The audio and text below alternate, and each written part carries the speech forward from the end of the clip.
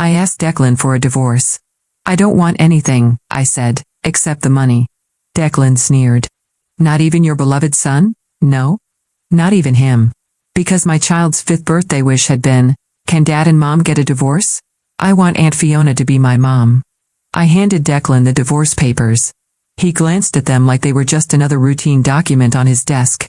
His eyes were cold, indifferent. Any passion he once had for me probably only existed in those endless nights. Adeline, pick a better time to throw a tantrum. This is the office, he said. He was convinced I wouldn't go through with it. Just another attempt, he thought, to make him jealous. I'm not causing a scene, I replied. But I was, or so they said, just for waiting 3 hours in the reception like a common visitor, enduring the pitiful looks.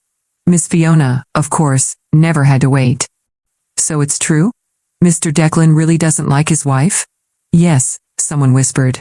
He's always liked Fiona. I want a divorce, Declan. The sooner the better. Adeline, what are you doing? Only then did he lower his eyes to the papers. You really want to divorce me? For this small amount of money? Yes. When I got pregnant accidentally, Declan offered that exact amount to make me disappear. But I didn't leave. Because I wasn't from this world. Having Finn and marrying Declan was a mission assigned to me. No matter how hard I tried, I could never warm Declan's heart. This money now, it was compensation. 50 million meant nothing to him. But to me, it was enough to buy freedom. Declan stood up. Towering in his tailored suit, he looked down at me, sneering again. Just the money. Not even your beloved son? I gave a faint smile. No. Not even him. I had loved Finn. After all, he carried my blood. For 5 years, I gave him all my patience, all my care. But maybe because of Declan, I could never bring myself to love him unconditionally. Declan only glanced at Finn once after he was born and said, "He looks like Adeline," then handed him to the nanny. But strangely, Finn adored Declan. He had a gift for language. At 3, he sternly told me, "It's your fault Dad doesn't come home." At 4, he met Fiona, who had just returned from her divorce abroad. He came home and told the nanny. No wonder Dad likes Aunt Fiona. I like her too. She's nicer and makes me happier than Mom. All because I didn't let him eat too many sweets. He had pouted angrily. I came out of the kitchen and heard it all. I tried to stay calm. "Finn, I'll make you new candies. Pear and hawthorn, sweet and healthy." He grabbed the treats I made, threw them in the trash. "I don't want your garbage.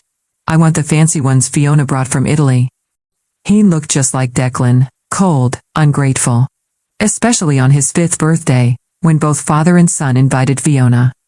As the candles were being lit, the long-absent voice of the system suddenly echoed in my mind. "Host, it's been a while. I'm back." I stepped outside instinctively. "Your task is complete. You've earned enough points to return. You can stay if you want. You have a family here. In your original world, you're alone." I hesitated. And then Finn made the decision for me. I had just stepped back inside the hall when I heard his birthday wish, loud, clear, with no effort to hide it. "Can Dad and Mom get a divorce? I want Aunt Fiona to be my mom." Fiona laughed, trying to cover her glee with her hand. "Oh, you can't say things like that, sweetheart." But her eyes sparkled. I smiled faintly and said to the system, "Take me home. I don't want to stay another second." But the system hit me with bad news. Due to transfer overload, there's now a waiting period. I was stunned. "Like your human divorce law," the system added. "You have to wait." "Wait for what? How long?" 3 years. 3 years? Are you afraid I'll rot in the meantime? The system replied, "As compensation, I'll add 30% extra points so you can redeem a healthier body when you wake up." Fine. I'll get the divorce first. That's why I'm standing in Declan's office again. "Declan, let's divorce." He lit a cigarette and blew out a smoke ring. "Adeline, did you forget? 5 years ago, you said you'd die without Finn." I remembered. That was when Fiona got married abroad. Declan had tormented me for an entire night. I got sick, ran a high fever alone for 3 days. In my haze, I forgot to take that kind of medicine. I got pregnant. With Finn. Declan wanted me to abort. But the system warned me, aborting now means mission failure. You know the consequences. I begged him. If I lose the child, I'll die. Declan, always ruthless, even to himself, only ever had a weakness for Fiona. They grew up in the same orphanage. She once saved his life. Later, she was adopted by a wealthy family. Declan rose from nothing, hoping one day to win the favor of Fiona's adoptive parents. But just before he gave her the pink diamond, she got married. And much later, I learned the real reason Declan proposed to me. Fiona had said, "Declan, I'm married now. I hope to hear good news from you." I looked at his handsome face and thought, I hope I never see you again. I'm doing you a favor, I said. You and Finn like Fiona. After the divorce, you can be a happy family. Declan narrowed his eyes. He tilted my chin with his fingers, then sneered. Playing hard to get? Fine. Add a clause. After the divorce, without my permission, you can never see Finn again. A threat. Once, that would have destroyed me. But I don't love anyone anymore. So I have no weakness. Fine, I said calmly. He hesitated, then signed and threw the copy at me. I picked it up and turned to leave. Get out of the Declan house tonight, he muttered. I paused at the door and smiled. The divorce certificate isn't final yet. You're kicking me out early? Pay the alimony in advance. Thank you. He was furious, but I knew him. He was generous with money. The 50 million would arrive by morning. Good. Watching me walk away without looking back, Declan felt uneasy. Mr. Quinn entered. Boss. Is Adeline really divorcing you? Declan exhaled smoke. She's bluffing. She won't leave Finn. Mr. Quinn chuckled. She loves you both too much. Probably just needs a little coaxing. No need. She'll be back in 3 months, begging for forgiveness. But as he looked out from the 30th floor, at the city lights flickering below, he remembered Adeline's red eyes years ago. Declan, I'm not just doing this for the mission. I really like you. She had trembled beneath him like a frightened rabbit. Now she was walking away. And for the first time, he wasn't sure she'd ever come back. Declan thought I was bluffing. Even after I signed the divorce papers with steady hands, even after I walked out of his office without shedding a single tear, he still believed I would crawl back, because of Finn. Because of the child I had raised, loved, and devoted my life to for 5 long years. But he didn't understand. When love dies, so does fear. I returned to the house we used to share, no, the house he let me live in. My steps were quiet, calculated. I wasn't packing memories. I was packing necessities. I had one small suitcase. Clothes I had bought with my own money. A few books. My journals. I left behind the pearls, the dresses, even the gifts I once thought meant something. They didn't. I wasn't halfway through the hallway when I heard the familiar clicking of candy wrappers on the marble floor. Finn sat cross-legged in the living room, eyes glued to a tablet. His little fingers swiped across the screen while his mouth chewed on bright-colored sweets. Aunt Fiona gave these to me. Dad said I can have as many as I want, he said without even looking up. Don't start lecturing me. I smiled, though my heart had long since stopped aching. I'm not here to lecture, I said softly. Eat 100 if you like. It's your teeth. That made him pause. He glanced up, confused by the tone. But I had already crouched down, brushing his cheek with my fingertips one last time. I'm leaving, Finn. Where to? I'm making space for your new mom. His little brows furrowed. Mom, don't say dumb things. Dad said you're an orphan too. You have nowhere else to go. So stop pretending. I stood up, biting back any reaction. Be well, Finn. He didn't respond. Just resumed his game. I didn't tell him that this was his last chance to stop me. I rolled my suitcase to the door and opened it without hesitation. The Declan household, once my entire world, stood cold behind me. No one tried to stop me. Not even the nanny who had once thanked me for defending her against Fiona's harsh tongue. Everyone had chosen their side. I checked into a modest hotel downtown. Not luxurious, not poor, just quiet. Quiet enough to hear myself think. I lay on the bed and stared at the ceiling, unsure what emotion I was supposed to feel. Relief? Bitterness? Emptiness? The system buzzed in my head like static. Host, you're in the post-mission stage. Please remain in this world until your exit transfer is approved. How long again? I whispered aloud. 3 years. 3 years of waiting. 3 years of rebuilding. I stared at my reflection in the mirror above the desk. I looked older than I remembered. Not physically, but in the eyes. I had tried everything to make Declan love me. Smiles, patience, sacrifices.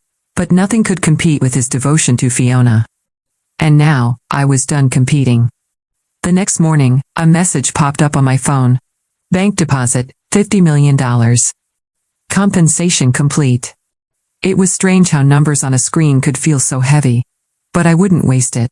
This money wasn't just a payout, it was my beginning. I found a small apartment overlooking the river. Nothing grand, but it had sunlight in the mornings and silence at night. That was all I needed. I used the money to quietly enroll in business courses. After all, I had spent 5 years watching a corporate mogul operate. Declan didn't realize he'd been giving me a silent education every time I sat through a board dinner or read over his shoulder. If I was going to exist here for 3 more years, I would do it on my terms. And maybe, just maybe, I'd become someone Declan could never touch again. Back at Declan's office, Quinn returned with a puzzled look. Sir, he said carefully, Mrs. Adeline's hotel check-in has been confirmed. She's not at the estate. And her personal account shows she's already moving funds. Declan looked up from his desk. So? I just thought she'd be back by now. Declan didn't answer. He tapped his pen on the table, then stood and walked to the window. From the 30th floor, he could see the entire skyline. But what he didn't see was Adeline's shadow anymore. She'll come back, he muttered. She left the boy, Quinn said. Declan's jaw clenched. She was bluffing, wasn't she? He had broken many women's hearts before, but they all came back, begging, crying, hoping. But Adeline hadn't cried. Not once. That was the most terrifying part. She looked free. I didn't look back as I stepped into the evening air, suitcase in one hand and silence clinging to my heels. The sky was turning lavender, just like the first day I arrived in this world. But this time, I wasn't walking into someone's life, I was walking out. No driver was arranged. No maid came to plead. I hailed a taxi myself, settled into the back seat, and whispered, anywhere but here. As the car rolled away from the imposing iron gates of the Declan estate, I felt something loosen inside me. Not quite relief. Not quite grief. Just space. Space where pain had lived too long. The taxi driver glanced at me through the rearview mirror. Bad breakup? He asked casually. Something like that. He nodded knowingly. Sometimes letting go is the only way to start again. I watched the lights pass, neon signs blinking over a city I had never explored, too busy playing the role of a wife, a mother, a ghost. I asked to be dropped off at the riverside. I wanted to feel the wind. The night was cool. I sat on a bench overlooking the dark water, my suitcase by my side. I didn't cry. There were no more tears left in me. Just questions. Who was I if not Declan's wife? Who was I if not Finn's mother? The system buzzed faintly in my mind, its presence always there, like a pulse under my skin. Host, you have 38 months remaining before the portal opens. I know, I murmured. I'm not going to waste it. The next day, I used part of the settlement money to rent a small, sunlit apartment on the east side of the city. It wasn't much, but it was mine. I filled the kitchen with food I liked, bought bedding in colors I actually enjoyed, and placed a small succulent near the window just because I wanted something living around me. I enrolled in a digital marketing course. If I had 3 years here, I would build something. Something just for me. Each morning, I set an alarm. I made coffee. I studied. I went for walks. No more waiting in hallways for Declan. No more listening to Fiona's name whispered like a prayer in my own home. But healing wasn't linear. Sometimes I dreamed of Finn calling me childish. Sometimes I remembered Declan's voice in the dark, low and cruel. Sometimes I almost texted him, out of habit, not hope. And every time I caught myself, I reminded myself of my goal. Live, quietly. Completely. 3 weeks later, I got a call from an unknown number. I almost didn't answer. But curiosity got the better of me. Hello? Silence. Then a voice I hadn't expected to hear so soon. Adeline, Declan. I didn't answer. I just wanted to know where you took Finn. My heart paused, then restarted with a strange rhythm. I didn't take him, I said flatly. He's with you. Declan hesitated. He said you disappeared without saying goodbye. I told him I was leaving. He didn't care. Another silence. Then, softer, he's only 5. And he made his wish loud and clear. He wanted Fiona. Now he has her. Declan's voice hardened. Are you seriously blaming a child? No. I'm blaming the father who let him treat me like a maid. I never. You did, I said, cutting him off. You let him ignore me. You never corrected him. You laughed when he mocked me. You invited Fiona to his birthday and let him humiliate me in front of everyone. He didn't speak. You always thought I'd stay, I whispered. That I'd endure anything for love. But I'm done being your placeholder. Then I hung up. I stood still in my little apartment, letting the silence settle again. That was the first time I realized Declan wasn't calling to bring me back. He was calling because, for the first time, I wasn't waiting for him. And that scared him. Later that night, I sat by my laptop and opened a blank document. At the top, I typed one word: blueprint. If I had 3 years left in this world, I would build something so unshakable, even Declan would remember me, not as a shadow, but as the storm that passed through his life, quietly, and never returned. My days began to take on a rhythm. Not the rhythm of servitude or waiting, but of becoming. Each morning, I woke before the sun, brewed my own coffee, and reviewed the previous day's study notes. I wasn't doing it to impress anyone. There was no Declan watching. No Finn needing help with homework. No Fiona's shadow at the edge of the room. Just me. The digital marketing course I enrolled in turned out to be more than I expected. I was good at it. Better than I realized. Strategy came naturally. Presentation design. Market research, optimization. I had spent 5 years in the background of corporate meetings, quietly observing. Now I saw it for what it had always been, my training. 3 weeks into the course, one of the instructors posted a freelance job in a forum. A local eco-beauty brand needed someone to run their online launch campaign. I applied on a whim. I didn't even include a resume, just a proposal and a 5-slide pitch deck I made overnight. They called me the next day. We've hired marketing agencies before, said the brand manager, a woman named Mara. But your deck was sharp, personal, clean. Are you available to start Monday? Yes, I said, my voice calm. She didn't know she was giving me my first chance. And I didn't tell her that I used to serve coffee in boardrooms while men like Declan presented less compelling strategies. I just thanked her and got to work. Declan, meanwhile, was unraveling. He didn't show it publicly, he never would. But Fiona noticed. You've been distracted, she said one evening as they dined together. Still thinking about her? Declan didn't answer. He sipped his wine slowly. The restaurant lights gleamed off the rim of the glass. I don't get it, Fiona pressed, adjusting the diamond bracelet on her wrist. You used to say she was dull, soft, boring. Declan stared at the condensation dripping down the wine bottle. She left, he said. So. She left without begging. That silence between them was heavier than any argument. Declan, Fiona said more gently, you were always chasing. Even when we were kids in the orphanage. Maybe you're not upset she left. Maybe you're upset you didn't get to leave first. He glanced at her, startled. She smiled, but her eyes were sharp. Adeline was never a threat to me, Declan. She was just background. But now, you're staring at the door she walked through like you weren't the one who opened it. Declan didn't reply. Because she was right. I built my portfolio slowly. One brand turned into 2. A friend of Mara's called. Then another referral. By the 2nd month, I had clients on retainer.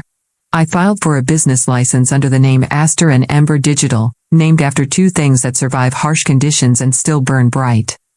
I built a simple website, added testimonials, and rented a co-working desk downtown.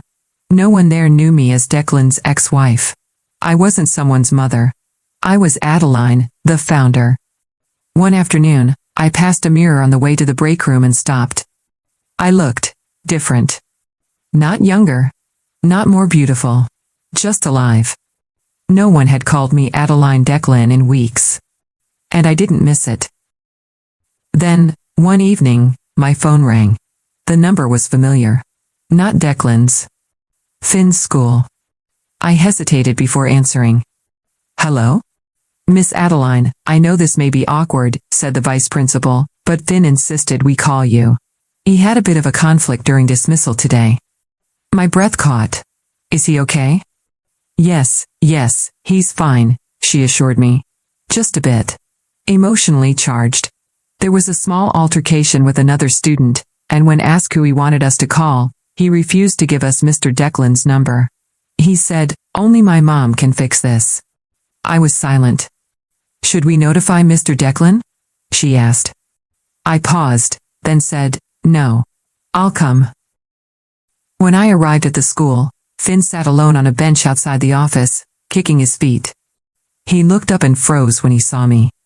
You really came, he whispered. I said I was leaving, not vanishing, I replied gently. His eyes filled with something, pride, confusion, regret. He didn't say sorry. But he didn't need to. I sat beside him. He leaned into me without a word.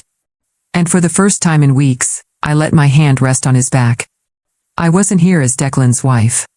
I wasn't here because of a mission. I was here because I chose to be. And that made all the difference. Finn didn't say much on the drive to my apartment. He stared out the window, his small hand clutching the strap of his backpack, face unreadable. I didn't press. Sometimes silence speaks louder than explanations. When we arrived, he looked around curiously. This is where you live now? Yes. It's small. It's enough. He hesitated at the door. Can I come in? You're already here, aren't you? I smiled gently and opened it. He stepped inside and looked around. No servants. No sprawling staircase. No expensive chandeliers. Just one clean living room, a table with my laptop, a few open textbooks, and the faint scent of ginger tea. You don't have a TV? I do, I said, pointing to the modest screen mounted on the wall. But I don't use it much. He sat on the couch and stared at his hands. I punched Liam today. I sat beside him. Why? He said I don't have a mom anymore. That Aunt Fiona is my new one. He said, you abandoned me. I swallowed. And what do you believe, Finn? He was quiet for a long time. Then he whispered, I don't know. I didn't blame him. 5-year-olds shouldn't have to question loyalty, but he'd been taught early that love was conditional. That presence meant possession. That absence meant indifference. You said you didn't want me. I said I didn't want to stay where I wasn't wanted. Dad said you left me for money. I sighed. Did he also say I raised you alone for 5 years while he worked late and brought Fiona to dinner? Finn looked up sharply. You're mad. No, I said softly. I'm tired. He looked at the cup of tea on the table. Can I have one? Only if you promise not to toss it in the trash. He flushed and nodded. I made him a cup. Not too hot. With a bit of honey. He sipped it in silence. Then, as if unsure of his own voice, he asked, Can I sleep here tonight? Just tonight, I said. He nodded, and I brought out spare pajamas, still folded from the day I moved in. I had prepared, even if I told myself not to. That night, I tucked him into the small second bed I'd set up in the corner of the room. Mom, yes? I didn't mean it. When I said I wouldn't miss you. I sat by the edge of the bed and brushed his hair back from his forehead. I know. He closed his eyes. Your place smells like candy pears. That's because I made them this morning. He didn't respond. He was asleep. The next morning, I walked him back to school. We didn't talk much, but he held my hand the whole way. When we reached the gate, he finally let go. Will I see you again? Whenever you need me.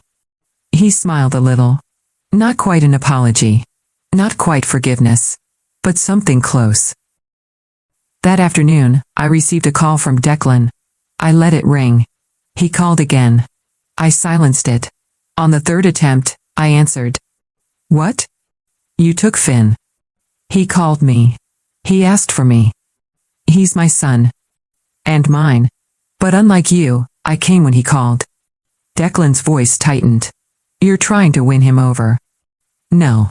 I'm trying to give him the stability neither of us managed to provide. I don't need him to choose. But I won't let you erase me from his life just because you feel inconvenienced. There was a pause. You sound different. That's because I am. I ended the call. I wasn't angry. I was done explaining myself. That weekend, I landed another major client. A tech startup looking for a rebrand. Their budget was modest, but their product was good. I accepted the offer, scheduled the project timeline, and didn't once second-guess myself. On Sunday night, Mara messaged me. We're hosting a networking dinner next Friday. Come. You deserve the spotlight. I stared at the screen. Me? Deserve the spotlight? It was strange. How something so simple could feel so new. I typed back, I'll be there. Then I opened my closet and looked at the handful of clothes I had. None of them screamed confidence. None of them felt like her, the woman I was becoming. So the next morning, I bought a deep green dress. It wasn't flashy. But it hugged my frame, lifted my chin, and told the world I am not invisible anymore. Not someone's wife. Not someone's mother. Just Adeline.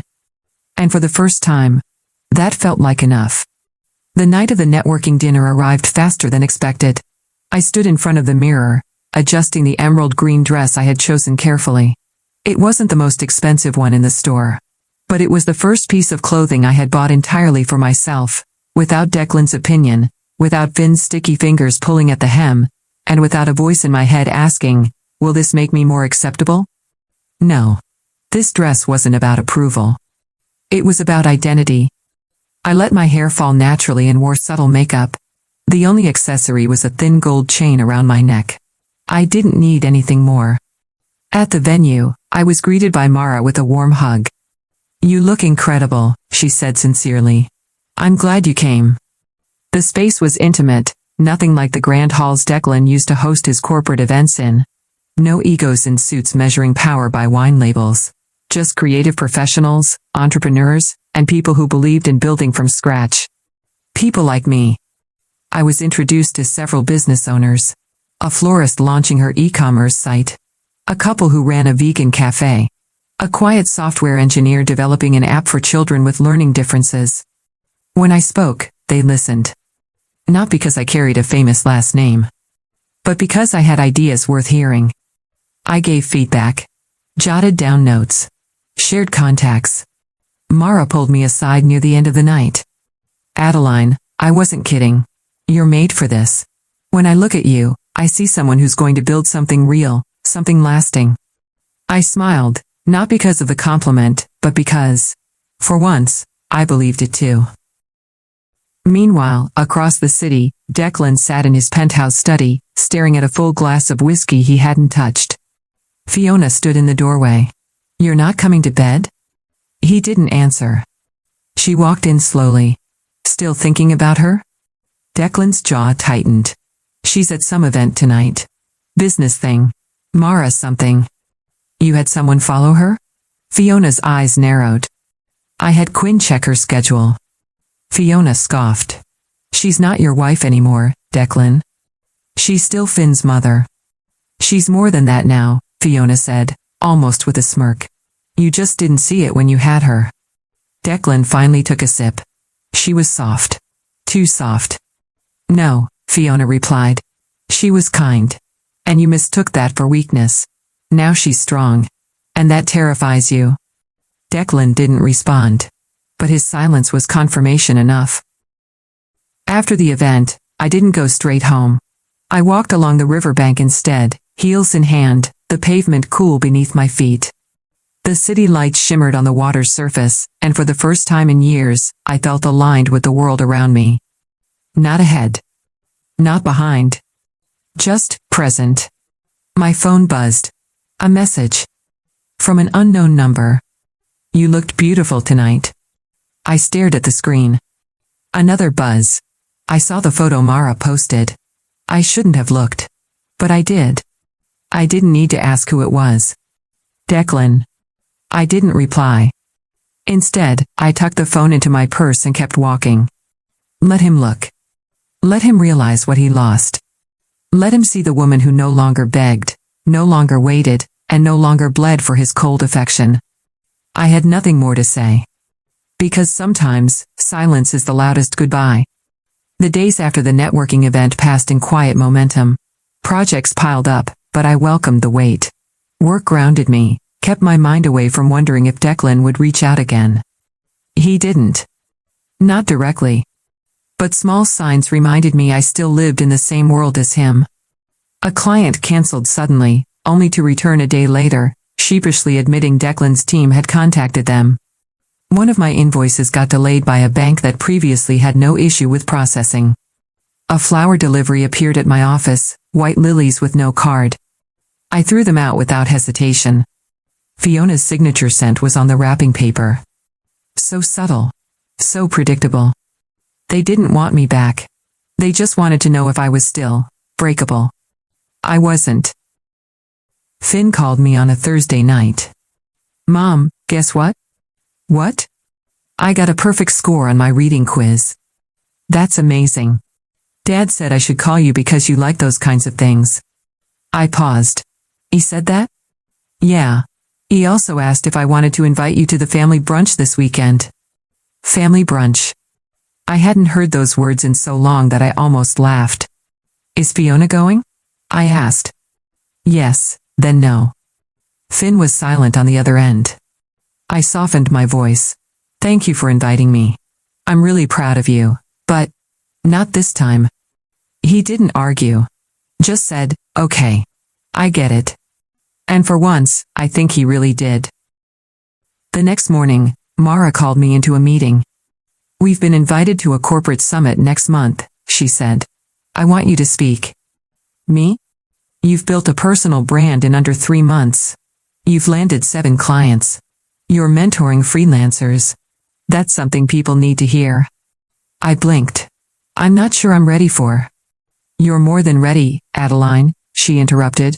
You just haven't gotten used to being seen. She was right.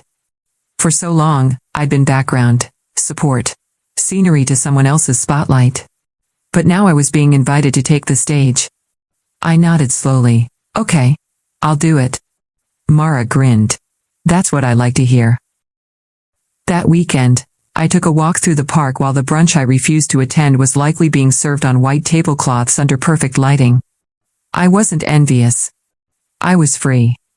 But fate has a way of testing conviction. As I turned a corner by the lake, I saw a familiar figure sitting alone on a bench. Declan. No Fiona. No security. Just him. He looked up, and for a moment, we stared at each other like two strangers trying to place where they had met before. He stood slowly. Not as confident as I remembered. Adeline, Declan. He glanced at the bench. Sit? I hesitated. Then sat, on the far edge. He didn't touch me. Didn't even reach across the space. I came alone today, he said. Finn's with Fiona. She wanted to teach him how to make cucumber sandwiches. I raised an eyebrow. That sounds dry. He huffed a laugh. It is. A pause. I saw your name on the summit list, he finally said. I didn't know you followed marketing events. I don't. Quinn does. Of course. I just wanted to say. He trailed off, the words clearly unfamiliar in his mouth. I underestimated you. I looked out at the lake. You never really tried to estimate me at all. That's fair, he admitted. Another silence. Then he said, Do you hate me? I turned to him. No. Hating you would still mean I cared. His jaw flexed slightly. I just want to be part of Finn's life, I added. But only on my terms. No more silent wars. No more subtle threats. And definitely no more lilies. He gave a tight nod. Understood. He stood, looking somehow taller and smaller at the same time. Congratulations, Adeline. On everything. I didn't say thank you. He didn't expect me to. He walked away slowly. And I didn't look back. Because now, finally, I was looking forward. The summit hall was grand, glass ceilings, soft lighting, and a buzzing crowd dressed in tailored ambition. I stood behind the curtain, fingers wrapped around the edge of my note cards, heart beating in a calm, even rhythm. 3 months ago, I was kneeling beside Finn's bed, whispering promises I wasn't sure I could keep. 2 months ago, I was buying secondhand furniture and boiling rice in silence. 1 month ago, I was debating if I even had a voice worth hearing. Now, I was about to walk on stage. Not as Declan's wife. Not as anyone's background character. But as Adeline, founder of Aster and Ember Digital. A woman who had built her own identity from ashes. Mara gave me a reassuring smile from the first row. The host introduced me. I stepped out, heels clicking against polished floors, green dress flowing like calm defiance. The lights didn't blind me. They welcomed me. I took the mic and spoke. 3 months ago, I signed my name on a blank page. A divorce document, yes, but more than that, it was a resignation letter. I quit pretending I was happy. I quit living on the sidelines. At the time, I didn't know what came next. But I knew one thing, starting over doesn't mean starting from nothing. Because even pain teaches us something. Even silence prepares us to listen. Even rejection gives us clarity. I spoke for 12 minutes. I ended with, "Today, I run a business. But more importantly, I run my life. On my terms. No more apologies. No more waiting for permission." The applause was real, standing, warm, loud. I stepped off the stage lighter than I had felt in years. That evening, I received a text from an unknown number. I watched the live stream. "I always thought you were soft. I never realized soft could be steel. D." I didn't reply. But I smiled. The following week, Finn came to visit again, this time by choice. He had his backpack, a crooked grin, and 2 mismatched socks. "I missed you," he said, hugging me without shame. I made him ginger tea with honey. He asked if I could help him with a school project. "Sure," I said. He lit up. We sat together, coloring a poster on ocean animals, his tiny fingers clutching crayons as he talked about sharks and jellyfish and Fiona's failed attempt at baking. "She doesn't know how to use a mixer," he whispered. I laughed. "Well, that takes practice." "She's not like you," he said. I paused. "That's okay. She doesn't have to be." "But I'm glad you're my mom," he said, looking up at me. "Even if you're not here every day." I swallowed hard. "Thank you, Finn." He returned to coloring. I watched him and realized, this, too, was healing. Not perfection. Not constant affection. But honest connection. Later that night, I got an email. Subject, investment opportunity. From Quinn Harrington. Adeline.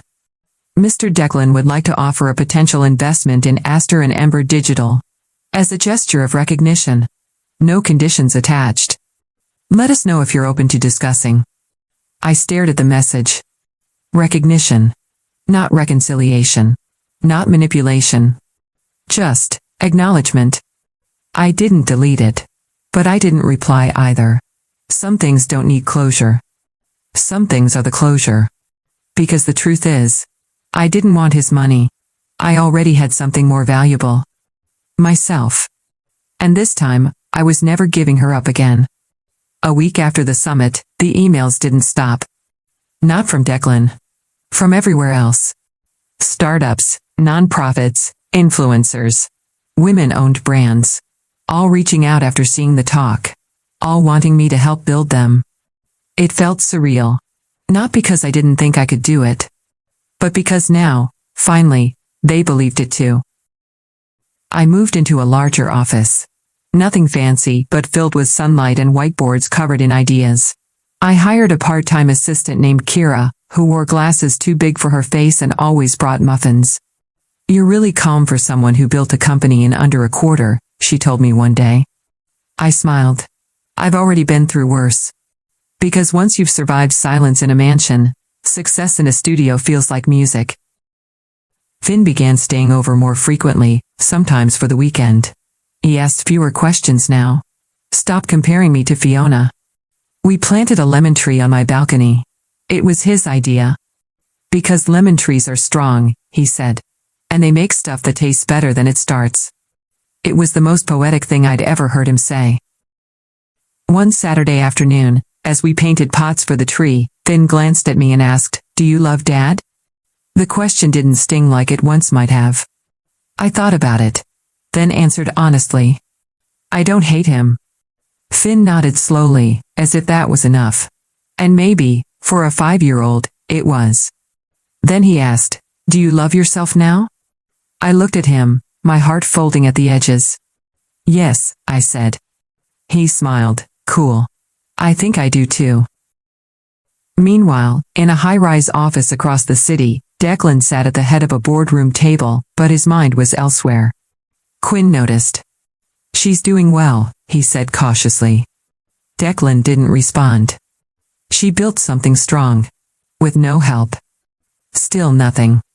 Then finally, Declan muttered, "I thought she'd break." Quinn looked at him. "She did. You just weren't there to see it.